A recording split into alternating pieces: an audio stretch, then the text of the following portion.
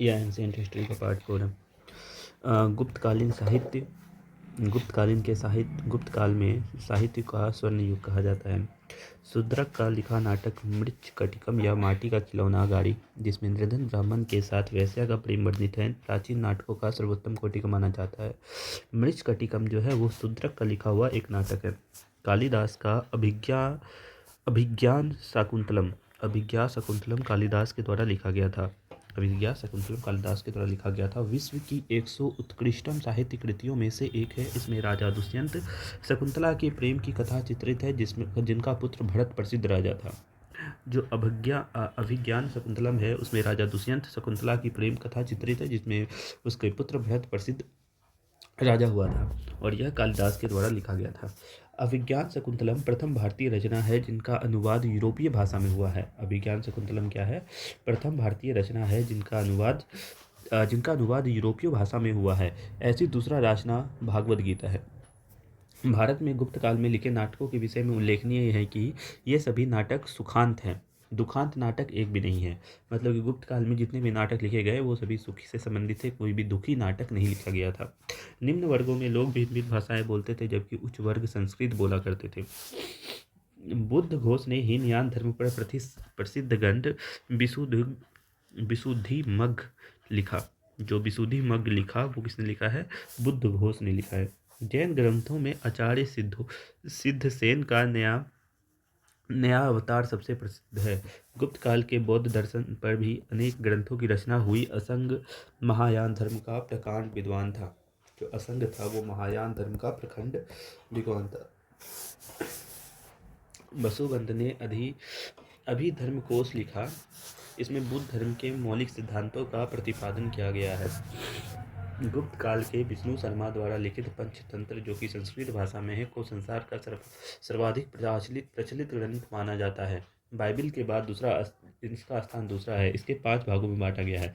जो गुप्त काल में विष्णु शर्मा द्वारा लिखा गया पंचतंत्र जो है वो विष्णु गुप्ता द्वारा लिखा गया था। पंचतंत्र विष्णु गुप्ता के द्वारा लिखा गया था। पंचतंत्र विष्णु गुप्ता के द्वारा संस्कृत भाषा में लिखा गया था, जो कि संसार का सर्वाधिक प्रचलित ग्रंथ माना जाता है। जो पंचतंत्र था वह विष्णु गुप्ता के द्वारा लिखा गया था, जो कि संसार का सर्वाधिक प्रचलित ग्रंथ माना जाता है। ये संस्कृत भाषा में लिखा गया था। इसे 5 भागों में बांटा गया है। इसके भेद के नाम है मित्र भेद, मित्र लाभ, संधि विग्रह, लब्ध प्रनाश, अपरीक्षाकारित्व। कुछ नाटक तथा उसके नाटककार का नाम देख लेते हैं। अभिज्ञान शकुंतलम जो है वो कालिदास के द्वारा लिखा गया था। मालविका निमित्रम जो कि है कालिदास के द्वारा लिखा गया था। विक्रमोर्व सियम जो कि कालिदास के द्वारा लिखा गया था। मुद्रा राक्षस विशाखदत्त के द्वारा लिखा गया था। मुद्रा राक्षस जो है वो विशाखदत्त के द्वारा लिखा गया था। मृच्छकटिकम जो है वो शूद्रक के द्वारा लिखा गया था। मृच्छकटिकम शूद्रक के द्वारा लिखा गया था। मृच्छकटिकम शूद्रक के द्वारा लिखा गया था। देवचंद्र गुप्तम जो कि विशाखदत्त के द्वारा लिखा गया था। देवचंद्र गुप्तम जो कि विशाखदत्त के द्वारा लिखा गया था। चारु दत्तम जो कि भास के द्वारा लिखा गया था। स्वप्नवास दत्तम जो कि भास के द्वारा लिखा गया था। गुप्तकालीन वास्तुकला के बारे में जानेंगे। अजंता में निर्मित कुल 29 गुफाओं में वर्तमान में केवल 6 ही शेष है, जिनकी गुफाओं की संख्या 16 से 17 ही गुप्तकालीन है। मतलब अजंता गुफाओं में जो 16 से 17 गुफाएं थी वह गुप्त काल के समय में बनाई गई थी। इसमें गुफा संख्या 16 में उत्कीर्ण मरणासन राजकुमारी का चित्रण प्रशंसनीय है। गुफा संख्या 17 के चित्र को चित्रशाला कहा गया है। इस चित्रशाला में बुद्ध का जन्म, जीवन, महाभिनिष्क्रमण तथा महापरिनिर्वाण की घटनाओं से संबंधित चित्र उद्धृत किए गए हैं। गुफा संख्या 17 में अजंता की गुफा संख्या 17 में बुद्ध के जन्म का चित्रण किया गया है। अजंता की गुफाएं बौद्ध धर्म की महायान शाखा से संबंधित है। अजंता की गुफाएं किससे संबंधित है? अजंता की शिखाएं बौद्ध धर्म के महायान शाखा से संबंधित है। अजंता की गुफाएं बौद्ध धर्म के महायान शाखा से संबंधित है। गुप्त काल में निर्मित अन्य गुफा बाघ की गुफा है, जो बाघ जिला धार मध्य प्रदेश नामक स्थल पर विंध्य पर्वत को काट कर बनाई गई थी। मंदिर बनाने की कला का जन्म गुप्त काल में ही हुआ था। मंदिर बनाने की कला का जन्म गुप्त काल में ही हुआ था। मंदिर बनाने की कला का जन्म कब हुआ था? गुप्त काल में ही हुआ था। कुछ मंदिर तथा उसकी स्थिति देख लेते कहाँ कहाँ है। एरन का जो विष्णु मंदिर है वो एरन सागर जिला मध्य प्रदेश में है। भूमड़ा का सब मंदिर जो है वो भूमड़ा सतना जिला मध्य प्रदेश में है। सांची का मंदिर सांची मध्य प्रदेश में है। पिरपिया का विष्णु मंदिर पिरपिया मध्य प्रदेश में है। तिगवा का कंकाली देवी मंदिर तिगवा मध्य प्रदेश में है। तिगवा का विष्णु मंदिर तिगवा मध्य प्रदेश जबलपुर में है। नचना कुठार का पार्वती नचना मंदिर कुठार पन्ना मध्य प्रदेश में है। नागौद का शिव मंदिर नागौद सतना जिला मध्य प्रदेश में है। खाओ का शिव मंदिर ये भी मध्य प्रदेश में है। मढ़ी का मंदिर ये भी सब मध्य प्रदेश में है। गुप्तकालीन विज्ञान और प्रौद्योगिकी के बारे में जानेंगे। सबसे पहले गुप्त काल में विज्ञान के नाम में सबसे पहला नाम आर्यभट्ट का आता है, जिनका जन्म 499 पटना में हुआ था। आर्यभट्ट का जन्म कहाँ हुआ था? पटना में हुआ था। आर्यभट्ट का प्रसिद्ध ग्रंथ आर्यभट्टियम है। उनके अन्य ग्रंथ 10 गीतक सूत्र और आर्य सप्तक है। आर्यभट्ट ने पृथ्वी को गोल बताया तथा उसकी परिधि का अनुमान किया था। आर्यभट्ट ने क्या किया था? पृथ्वी को गोल बताया तथा उसकी परिधि का अनुमान किया था। आर्यभट्ट ने दशमलव प्रणाली को भी विवेचना की। आर्यभट्ट का शून्य तथा दशमलव सिद्धांत सर्वथा नई देन है। आर्यभट्ट ने दशमलव प्रणाली की विवेचना की थी। आर्यभट्ट का शून्य तथा दशमलव सिद्धांत सर्वथा नई देन है। इसके बाद वराह मिहिर के बारे में जानेंगे। आर्यभट्ट के बाद दूसरा प्रसिद्ध गुप्तकालीन गणितज्ञ तथा ज्योतिषी वराह मिहिर है। इनके 6 ग्रंथ उल्लेखनीय हैं। पंथ सिद्धांतिका, विवाह पटल, योग माया, वृहंत संहिता, वृज्जातक और लघु जातक। ब्रह्मगुप्त के बारे में जानेंगे। ब्रह्मगुप्त भी गुप्तकालीन गणितज्ञ थे। इन्होंने ब्रह्मफुट सिद्धांत नामक ग्रंथ की रचना की। ब्रह्मगुप्त के बाद में खंडाहन और ध्यान ग्रह की रचना की। चिकित्सा के बारे में जानेंगे। जो धन्वंतरि आयुर्वेद का प्रसिद्ध विद्वान थे, जो चिकित्सा थे वे धन्वंतरि आयुर्वेद के प्रसिद्ध विद्वान थे। इनके चंद्रगुप्त विक्रमादित्य की राजसभा का सदस्य माना गया था। गुप्त काल के प्रसिद्ध रसायन शास्त्री तथा धातु विज्ञान वेता नागार्जुन थे। गुप्त काल का प्रसिद्ध रसायन शास्त्री तथा धातु विज्ञान के वेता नागार्जुन थे। गुप्त वंश खत्म होता है। इसके बाद चैप्टर 22 आ जाता है। पुष्य भितु वंश तथा वर्धन वंश के बारे में जानेंगे। गुप्त वंश के पतन के बाद जिन नए राजवंशों का उद्भव हुआ उनमें मैत्रक, मोकड़ी, पुष्यभूति, परवर्ती, गुप्त और गौड़ प्रमुख हैं। इन राजवंशों में पुष्यभूति वंश के शासकों ने सबसे विशाल साम्राज्य स्थापित किया। सबसे विशाल साम्राज्य पुष्यभूति वंश के शासकों ने किया था। कुछ राजवंश तथा वो किस स्थान पे थे, वहाँ के प्रमुख शासक तथा वहाँ की उपलब्धियाँ। जो मैत्रक राजवंश था उसका वह बल्लभी में था। मोकड़ी राजवंश कन्नौज में था। पुष्पभूति राजवंश थानेश्वर में था। परवर्ती गुप्त मगध में था और गौड़ बंगाल में था। पुष्यभूति वंश का परिचय करेंगे। सबसे पहले पुष्यभूति वंश में महत्वपूर्ण शासकों के नाम में पुष्यभूति, प्रभाकरवर्धन, राजवर्धन तथा हर्षवर्धन का नाम आता है। पुष्यभूति वंश का संस्थापक पुष्यभूति था। पुष्यभूति वंश का संस्थापक पुष्यभूति था। इन्होंने अपनी राजधानी थानेश्वर कुरुक्षेत्र हरियाणा को बनाई थी। पुष्यभूति वंश ने अपनी राजधानी थानेश्वर कुरुक्षेत्र हरियाणा को बनाई थी। इनमें प्रमुख शासकों में पुष्यभूति का नाम आता है। फिर प्रभाकरवर्धन का नाम आता है, जिनका विवाह यशोमती से हुआ था। प्रभाकरवर्धन का विवाह यशोमती से हुआ था, जिनसे उनका पुत्र होता है राजवर्धन, हर्षवर्धन, राजश्री तथा उनके पुत्रों में से राजश्री का विवाह राजा गृहवर्मा की पुत्री मोकड़ी से हुआ था। प्रभाकरवर्धन जो थे वो प्रथम स्वतंत्र शासक थे। पर भट्टारक तथा महाराजा धीराज की उपाधि भी धारण की थी। मालवा के शासक देवगुप्त ने गृहवर्मा की हत्या कर दी तथा राजश्री को बंदी बनाकर कारागार में डाल दिया। राजवर्धन ने देवगुप्त को मार डाला, परंतु देवगुप्त के मित्र गौड़ नरेश शासक ने धोखा देकर राजवर्धन की हत्या कर दी। शशांक शैव धर्म का अनुयायी था। इसने बोधि वृक्ष को कटवा दिया। जो बोधि वृक्ष को कटवाया था वो शशांक था, जो शिव धर्म का अनुयायी था। शिव धर्म के अनुयायी शशांक ने बोधि वृक्ष को कटवा दिया। इसके बाद हर्षवर्धन का नाम देखेंगे। 16 वर्ष की आयु में हर्षवर्धन शासक बना था। 16 वर्ष की आयु में हर्षवर्धन शासक बना था। इन्होंने शिलादित्य, परम भट्टारक की उपाधि धारण की थी। शिलादित्य तथा परम भट्टारक की उपाधि धारण की थी। इन्होंने अपनी राजधानी कन्नौज को बनाई थी। बौद्ध भिक्षु दिवाकर मिश्र के सहयोग से बहन राजश्री को खोजा था। चीनी यात्री हेनसांग हर्षवर्धन के समय में भारत आया था। वैनसांग जो था वो हर्षवर्धन के समय में भारत आया था। वैनसांग ने अपनी पुस्तक सीयू की लिखी थी। हेनसांग ने अपनी पुस्तक सीयू की लिखी थी। चालुक्य शासक पुलकेशिन द्वितीय को हर्षवर्धन ने हराया था। चालुक्य वंश पुलकेशिन द्वितीय को हर्षवर्धन ने हराया था। इसकी जानकारी रवि कृति के ऐहोल अभिलेख से मिलती है। कश्मीर छोड़कर पूरे उत्तर भारत पर हर्षवर्धन का अधिकार था। भारत का अंतिम हिंदू सम्राट जो था वो हर्षवर्धन था। भारत का अंतिम हिंदू सम्राट जो था वो हर्षवर्धन था। हर्षवर्धन कालीन तथ्य के बारे में जानेंगे। हर्षवर्धन में का दरबारी कवि जो था वो वानभट्ट था। हर्षचरित तथा कादंबरी की रचना वानभट्ट के द्वारा की जाती है। हर्षचरित की रचना वानभट्ट के द्वारा की जाती है। जो मयूर था, मयूर शतक तथा सूर्य शतक इन्होंने स्टार्ट किया था। हर्षवर्धन नागानंद, रत्नावली तथा प्रियदर्शिका संस्कृत, ये सब ग्रंथों से इनकी पता चलता है। हर्षवर्धन प्रारंभ में शैव परंतु बाद में बौद्ध धर्म को में जुड़ जाते हैं। हर्ष के समय में नालंदा महावीर महायान बौद्ध धर्म के शिक्षा का प्रधान केंद्र था। हर्ष के समय में प्रयाग में प्रति 5वें वर्ष एक समारोह आयोजित किया जाता था जिसे महामोक्ष परिषद कहा जाता था। वेनसांग स्वयं छठे समारोह में से सम्मिलित हुआ था। हर्षकालीन प्रशासन के बारे में जानेंगे। हर्ष के अधीनस्थ शासन महाराजा अथवा महासामंत कहे जाते थे। हर्ष के मंत्रिपरिषद के मंत्री को सचिव का आमंत्री कहा जाता था। प्रशासन की सुविधा के लिए हर्ष का साम्राज्य कई प्रांतों में विभाजित था। प्रांतों को भुक्ति कहा जाता था। प्रत्येक भुक्ति का शासक राजस्थानीय, उपरीक तथा राष्ट्रीय कहलाता था। भुक्ति का विभाजन जिलों में हुआ था। जिलों की संज्ञा थी विषय, जिसका प्रधान विषयपति होता था। विषय के अंतर्गत कई पाठक आधुनिक तहसील होते थे। ग्राम शासन की सबसे छोटी इकाई थी ग्राम शासन का प्रधान ग्राम छठपटिलक कुलंत कहा जाता था। पुलिस कर्मियों को चाट या भाट कहा जाता था। दक्ष पसिक तथा दक्षिण पुलिस विभाग के अधिकारी होते थे। हर्षचरित में सिंचाई का साधन के रूप में तुला यंत्र, जल पंप का उल्लेख मिलता है। हर्ष के समय मथुरा सूती वस्त्रों के निर्माण के लिए निर्मित था। हर्षवर्धन के समय जो मथुरा था वह सूती वस्त्रों के निर्माण के लिए प्रचलित था। हर्षचरित में प्रांतीय शासकों के लिए लोकपाल शब्द आया गया है। हर्षचरित के अनुसार हर्ष की मंत्रिपरिषद में जो प्रधान सचिव था वो भंडी था। प्रधान सेनापति सिंहानंद था। कुंतल जो था वो अश्वसेना का प्रधान तथा स्कंदगुप्त जो था वो गज सेना का प्रमुख था। हर्ष के समय में भी शासन व्यवस्था का स्वरूप राजतंत्रात्मक था।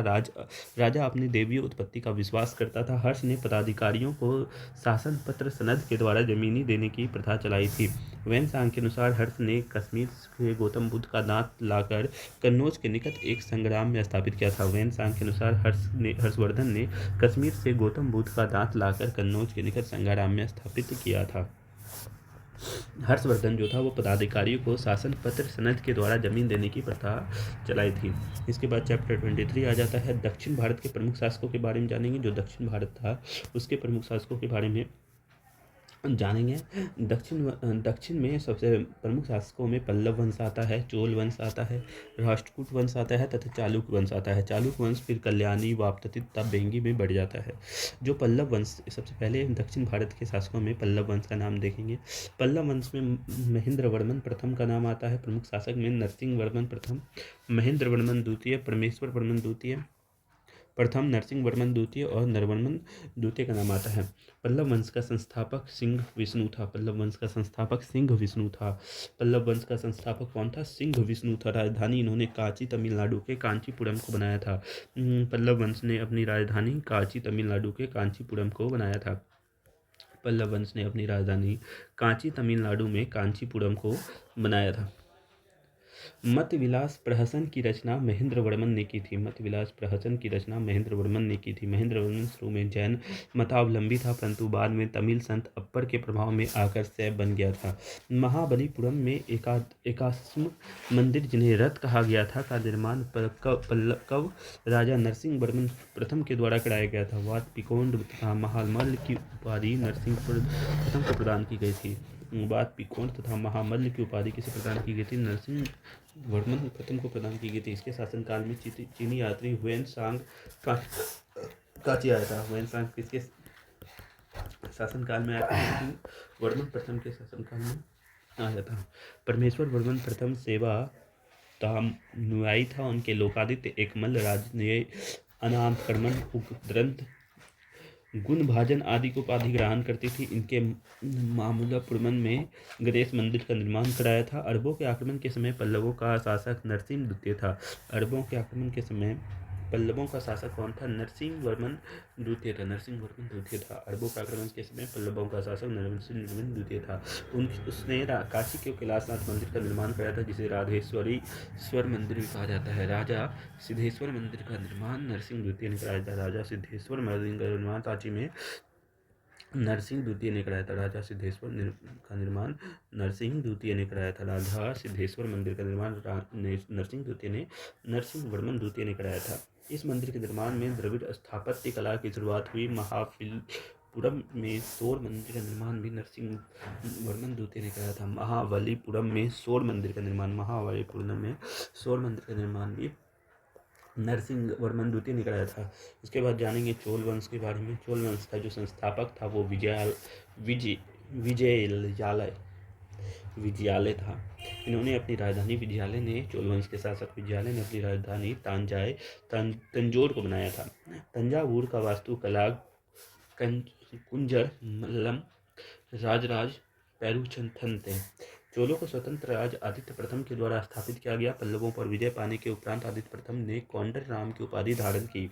राजराज प्रथम ने श्रीलंका पर आक्रमण किया। वहां के राजा महिम फोर्थ को भगाकर श्रीलंका के दक्षिण रोहन में शरण लेनी पड़ी थी। इसके बाद राजराज प्रथम ने सब धर्म के अनुयायी थे। इन्होंने तंजीर की राजेश्वर का शिव मंदिर का निर्माण कराया था। चोल साम्राज्य का सर्वाधिक विस्तार राजेंद्र प्रथम के शासनकाल में हुआ था। बंगाल के पाल शासक महिपाल को पराजित करने के बाद राजेंद्र प्रताप ने गंगोडोकोल चोल की उपाधि धारण की थी।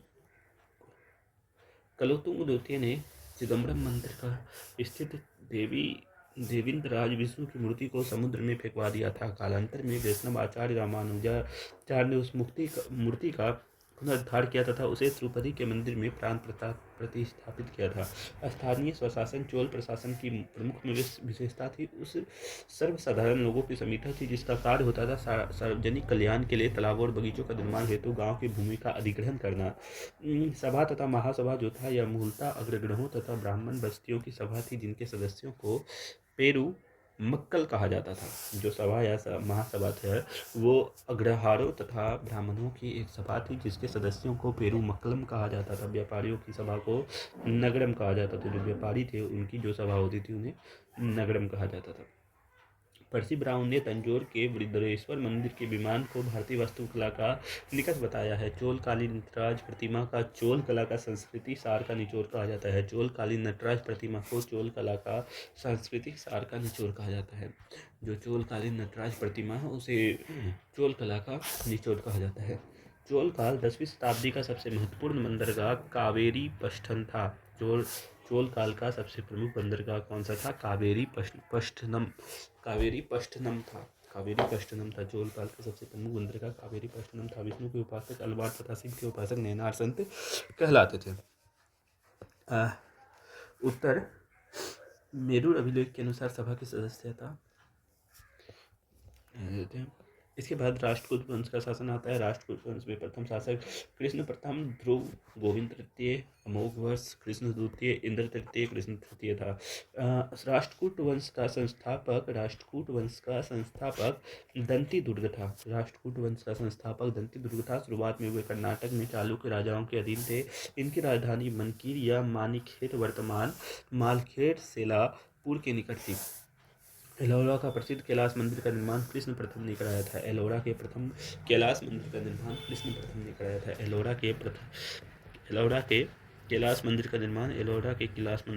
किसने कराया था? कृष्ण प्रथम ने कराया था। एलोरा के मंदिर का निर्माण कृष्ण प्रथम ने कराया था। ध्रुव राष्ट्रकूट वंश का पहला शासक जिन्होंने कन्नौज पर अधिकार करने हेतु क्षत्रिय संघ में भाग लिया था तथा पेशायत नरेश वात्संत एवं पाल नरेश धर्मपाल को पराजित किया था। एलोरा व एलिफेंटा गुहा मंदिरों का निर्माण राष्ट्रकूटों के समय में हुआ था। एलोरा तथा एलिफेंटा जो कि महाराष्ट्र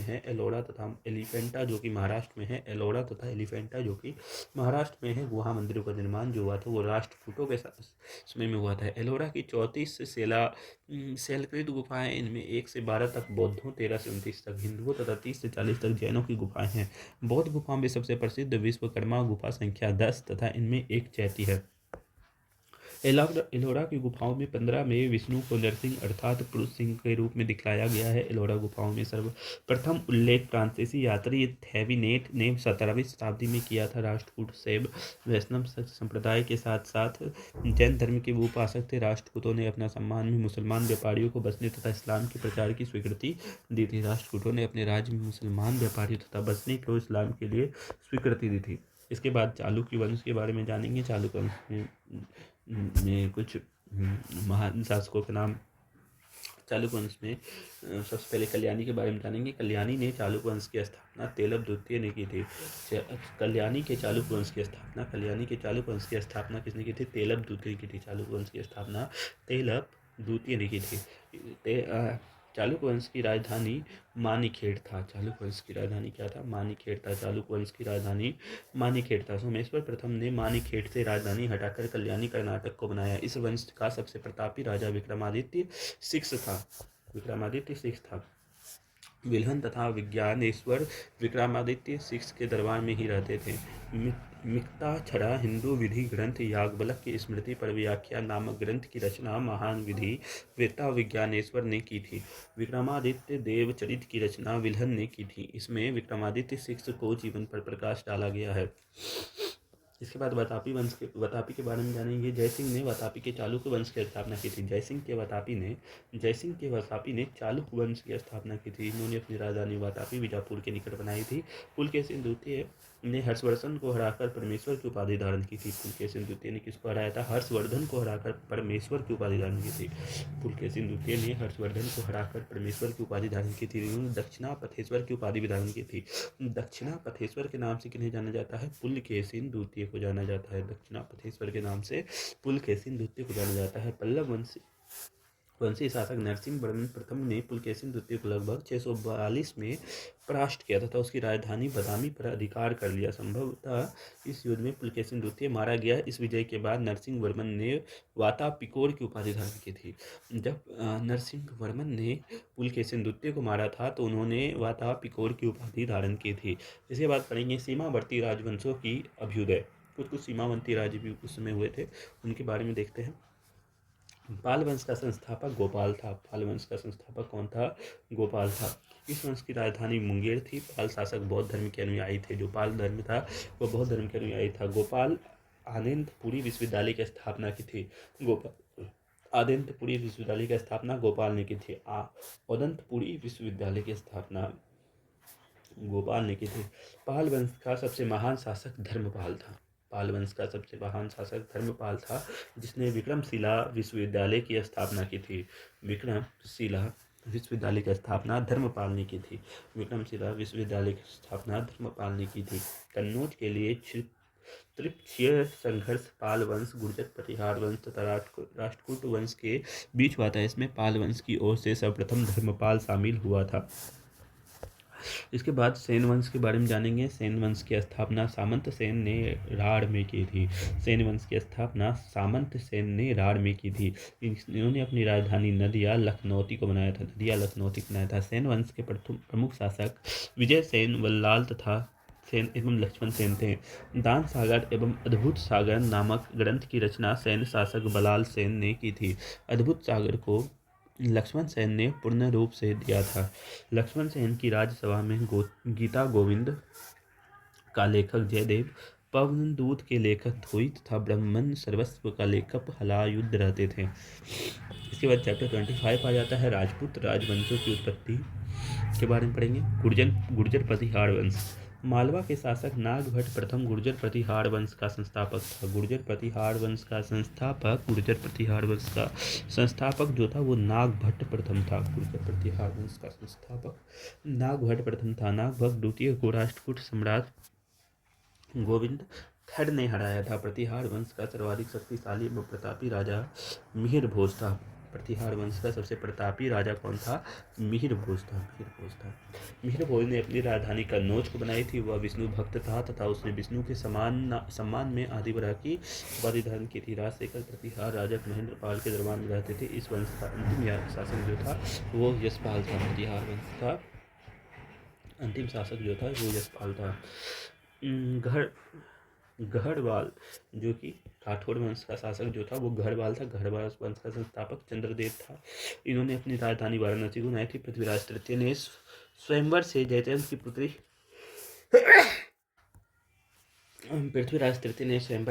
की पुत्री संयोगिता को अपहरण कर लिया था। इस वंश का अंतिम शासक जयचंद्र था। गढ़वाल वंश का अंतिम शासक जो था वो जयचंद था, जिसने गौरी ने 1194 में चंदावर के युद्ध में मार डाला था। जयचंद को गौरी ने चंदावर के युद्ध में मार डाला था। जो जयचंद था वो गढ़वाल वंश का अंतिम संस्थापक था। चाहमान तथा चौहान वंश। चौहान वंश का संस्थापक वासुदेव था। चौहान वंश का संस्थापक वासुदेव था। चौहान वंश का संस्थापक वासुदेव था। इस वंश की प्रारंभिक राजधानी अहिछन्न थी। बाद में अजराय द्वितीय ने अजमेर नगर की स्थापना की और उसे राजधानी बनाया। इस वंश का सबसे शक्तिशाली शासक विग्रहराज चतुर्थ मिसल देव हुआ, जिसने हरिकेल नामक संस्कृत नाटक की रचना की। सोमदेव विग्रह चतुर्थ के राजकवि थे। इन्होंने ललित विग्रह राज नामक नाटक लिखा। पृथ्वीराज तृतीय इस वंश का अंतिम शासक था। चंद्रवरदाई पृथ्वीराज तृतीय का राजकवि था। चंद्रवरदाई जो था वो पृथ्वीराज तृतीय का राजकवि था, जिनकी रचना पृथ्वीराज रासो है। चंद्रवरदाई जो था वो पृथ्वीराज तृतीय का राजकवि था। रणथंभौर के जैन मंदिर का शिखर पृथ्वीराज तृतीय ने बनवाया था। रणथंभौर के जैन मंदिर का जो शिखर है, रणथंभौर के जैन मंदिर का शिखर पृथ्वीराज तृतीय ने बनाया था। तराइन के प्रथम युद्ध 1151 में, जिनमें पृथ्वीराज तृतीय की विजय एवं गौरी की हार होती है। तराइन के द्वितीय युद्ध 1192 में हुआ, जिसमें गौरी का विजय तथा पृथ्वीराज तृतीय की हार होती है। परमार वंश के बारे में जानेंगे, जिसके संस्थापक उपेंद्र राज थे। परमार वंश के संस्थापक उपेंद्र राज थे। इन्होंने अपनी राजधानी धारा नगरी थी, जो कि प्राचीन उज्जैन के नाम से जाना जाता है। परमार वंश का सर्वाधिक शक्तिशाली शासक राजा भोज था। राजा भोज ने भोपाल की दक्षिण में भोजपुर नामक झील का निर्माण भोज ने किराया था। कविराज की उपाधि से विभूषित शासक भोज था। जो कविराज की उपाधि से विभूषित शासक कौन था? भोज था। कविराज के उपाधि से विभूषित शासक भोज था। भोज ने अपनी राजधानी में स्वस्ति मंदिर का निर्माण कराया था। भोज ने अपनी राजधानी में स्वस्ति मंदिर का निर्माण कराया था। उसके बाद चंदेल वंश के बारे में जानेंगे। प्रतिहार साम्राज्य के पतन के बाद बुंदेलखंड की भूमि पर चंदेल वंश का स्वतंत्र राजनीतिक इतिहास प्रारंभ हुआ। बुंदेलखंड का नाम जेजात भुक्ति है। बुंदेलखंड का प्राचीन नाम जेजात भुक्ति है। चंदेल वंश का संस्थापक नन्नुक था। चंदेल वंश का संस्थापक नन्नुक था। चंदेल वंश का संस्थापक नन्नुक था। इन्होंने इसकी राजधानी खुजारो थी। चंदेल वंश की राजधानी खुजारो थी। प्रारंभ में इसकी राजधानी कालिंजर महोबा थी। राजा धंग ने अपनी राजधानी कलंगट को खुजारो में स्थानांतरित की थी। चंदेल वंश का प्रथम स्वतंत्र एवं सबसे प्रतापी राजा जो था वो यशोवर्मन था। चंदेल वंश का सबसे प्रतापी तथा स्वतंत्र राजा यशोवर्मन था। यशोवर्मन ने कन्नौज पर आक्रमण कर प्रतिहार राजा देवपाल को हराया तथा उसने एक विष्णु की प्रतिमा प्राप्त की, जिसे उसने खुजारो के मंदिर में स्थापित किया था। यशोवर्मन के कन्नौज पर आक्रमण कर प्रतिहार राजा देवपाल को हराया तथा उसने एक विष्णु की प्रतिमा प्राप्त की, जिसे उसने खुजारो तथा विष्णु मंदिर में स्थापित किया था। ढंग के जिन्नानाथ विश्वनाथ एवं वेदनाथ मंदिर का निर्माण कराया था। ढंग ने जिन्नानाथ विश्वनाथ तथा वैद्यनाथ मंदिर का निर्माण ढंग ने कराया था। कंदरिया महादेव का निर्माण धंगदेव द्वारा 999 में कराया गया। कंदरिया महादेव का निर्माण धंगदेव द्वारा 999 में किया गया। ढंग ने गंगा यमुना के संगम में शिव की आराधना हेतु अपने शरीर का त्याग किया। ढंग ने गंगा यमुना पर शिव की आराधना हेतु अपने शरीर का त्याग किया। सोलंकी वंश अथवा गुजरात के चालुक्य वंश के बारे में जानेंगे। सोलंकी वंश का संस्थापक जो था वो मूलराज प्रथम था। सोलंकी वंश का संस्थापक मूलराज प्रथम था। इन्होंने अपनी राजधानी अनहिलवाड़ को बनाया था। मूलराज प्रथम शैव धर्म का अनुयायी था। भीम प्रथम के शासनकाल में महमूद गजनवी ने सोमनाथ मंदिर पर आक्रमण किया। भीम प्रथम के शासनकाल में महमूद गजनवी ने सोमनाथ पर आक्रमण किया। भीम प्रथम के सामंत विमल ने अबू पर्वत के दिलवारा में प्रसिद्ध जैन मंदिर बनवाया था। सोलंकी वंश का प्रथम शक्तिशाली शासक जय सिंह सिद्धराज था। प्रसिद्ध जैन मंदिर हेमचंद्र जयसिंह सिद्धराज के दरबार में था। प्रसिद्ध जैन विद्वान जो हेमचंद्र था वो जय सिंह सिद्धराज के दरबार में था। माउंट आबू पर्वत जो कि राजस्थान पर है, पर एक मंडप बनाकर जय सिंह सिद्धराज ने अपने 7 पूर्वजों की गयारोही मूर्तियों की स्थापना की थी। यहीं पर एंशिएंट हिस्ट्री खत्म हो जाता है और उसके बाद मेडिवल तथा मॉडर्न हिस्ट्री आएगा।